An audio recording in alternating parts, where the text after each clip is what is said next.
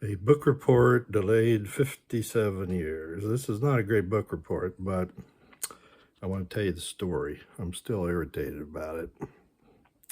So, 1968, I'm attending Allison Junior High. I go to, English class. After the first few classes, the English teacher said, do any of you read books?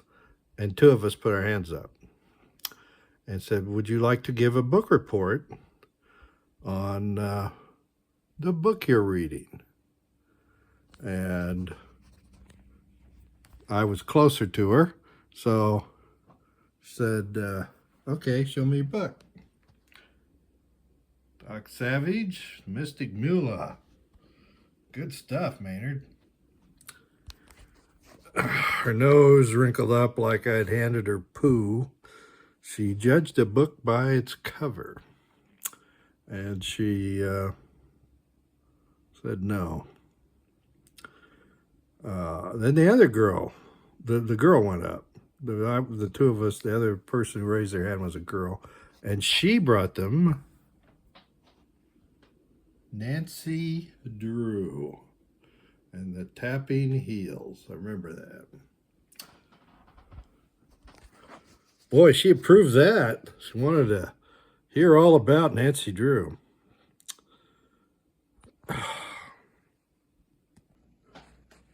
So this is a true story. You may not believe it, but it's a true story. So Nancy Drew and the Clue of the Tapping Heels. This was an old Nancy Drew. And here, look, she's all tied up. Now this is the later, I think back in the 1970s, they did some extensive revisions. So the book that came out in the 1930s, same title, Nancy Drew, The Clue of Tapping Heels. So you know who tied her up back in the 1930s? And she's wearing a dress in the illustration of the 1930s book. I don't have one. It's expensive. I bought this as a Kindle. And two black men tied her up. They were impliedly going to abuse her. And in any case, two black men. And I'm not sure they used the word black men. One of them was pretending to be Egyptian, and two brothers, and they were criminals because, of course, in the 1930s, in Nancy Drew stories, black men were criminals. So they were going to tie her up, have their way with her once something else happened in the plot, and then kill her. They had been killing people. They'd been robbing and killing people. So there's poor Nancy. She can't yell for help. She's all tied up. And you know what the tapping heels story is? It's absurd. She tapped out Morse code to call for help and explain the situation. So the guys were captured and went to prison. I think one of them was executed. It was... Now, in the revision where she's wearing a pantsuit here in the 70s, there's no black men in the story at all. Completely different. I mean, it's really, other than she knows how to tap dance in Morse code. It's another absurdity. But the English teacher did not turn her nose up at that. The English teacher turned her nose up at this. Now, notice this is only 45 cents. This is the actual book I had. Now, I didn't pay 45 cents for it. My grandmother gave it to me. The Mystic Mullah, Kath Robeson, Lester Dent. Although I think Richard Sale may have written part of this. And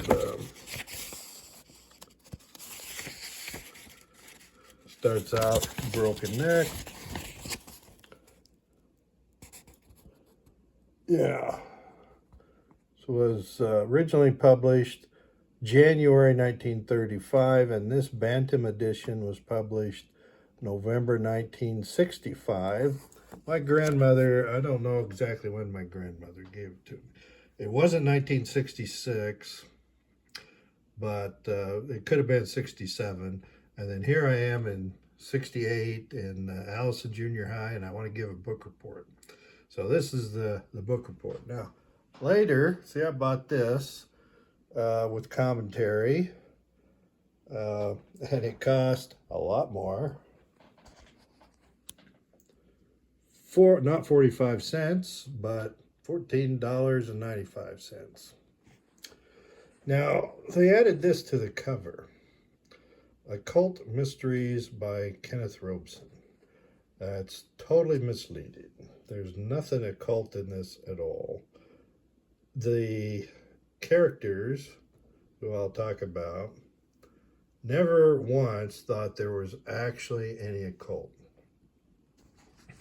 Early in the book, this disembodied green face appears. Says he's the Mystic Mullah, and they're going to do his bidding, or else he'll kill them. And he says he's 1 million years old and is a spirit. Well, that's a cult, but it's just basically it's an early tale about holograms, and you can say, "Oh, I didn't have that in 1935 or 34, which one it would have been written." Well, Doc Savage did. He was way ahead of his time.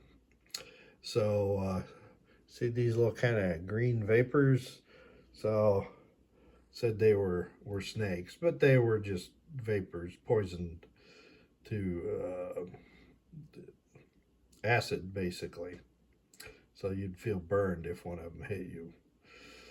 So, starts off, people are trying to get to Doc Savage to ask for his help against the Mystic Mullah. And a guy's killed in the hallway right outside Doc's office. And Doc and his 5 aides. So there's Ham, General Theodore Marley Brooks, Johnny, who carried Captain Bars with him, but he was really a spy. Carried Captain Bars so he wouldn't be killed as a spy. Rennie, pilot and civil engineer. Long Tom, and Monk. So Rennie was a colonel. Monk was a lieutenant colonel. Long Tom was a major. And Doc was only a lieutenant. But the story was how they met. They're all in the, who was Doc Savage? He lied about his age, joined the Army when he's 15, because he was already big. He's well over 6 foot tall, and it was believable. And he was a pilot, and they all get captured by Germans in World War I, and they escape from Camp Loci along with all the other prisoners who survived, and agree they will later get together to work for justice and fight crime. But they each go off and make their fortunes first, and then they have the money and leisure time to have grand adventures. So these are the supposed occult are not bought as a cult by Doc Savage and his men, but so the story, it's just a Pulp Fiction story. It goes back and forth. They escape, they're captured, they escape, they fight guys, they rescue the princess, and it's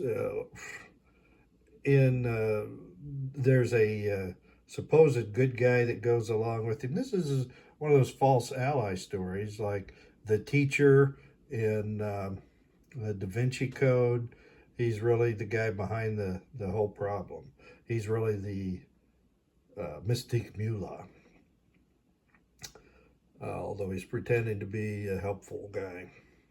So at the end, of course, the Mullah is killed by his own poisoned uh, snakes, and Doc rescues the girl, and she takes her place in the country where she was raised. Asiatic is what they call it. And Doc goes on to his next adventure. So Nancy, over here, in many ways, similar Pulp Fiction story. Uh, she's captured, is rescued because of her tap dancing, and the bad guys end up going to jail. And the old lady gets her fortune. So that's what happened in all these stories. They're pretty much the same thing month after month, but they were very popular. I guess they're still popular in some circles. And I just reread this. Flip pages pretty fast. Oh yeah, this one character, Johnny the spy.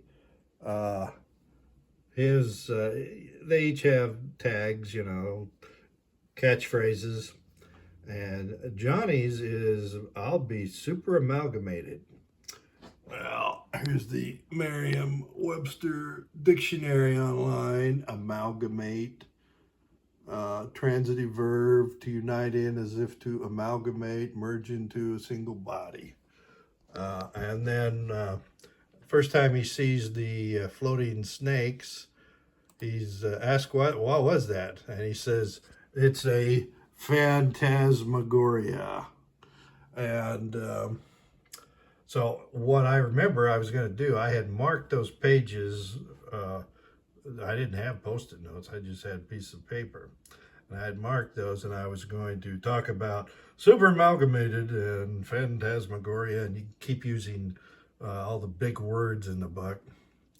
And but nobody ever heard my book report because teacher squinched up her nose like it was a bowl of poo, but did not squinch up her nose at Nancy Drew. She was kind of a woman bigot, I think. Didn't like boys in her class, but that's what she had about even boys and girls. I did learn some English, and as I've said in the ninth grade, my ninth grade teacher, Bruce Cowdery, was one of my most influential teachers ever, English teacher. And I never offered to give him a book report as far as I recall. And if I had, I doubt by then it would have been Doc Savage.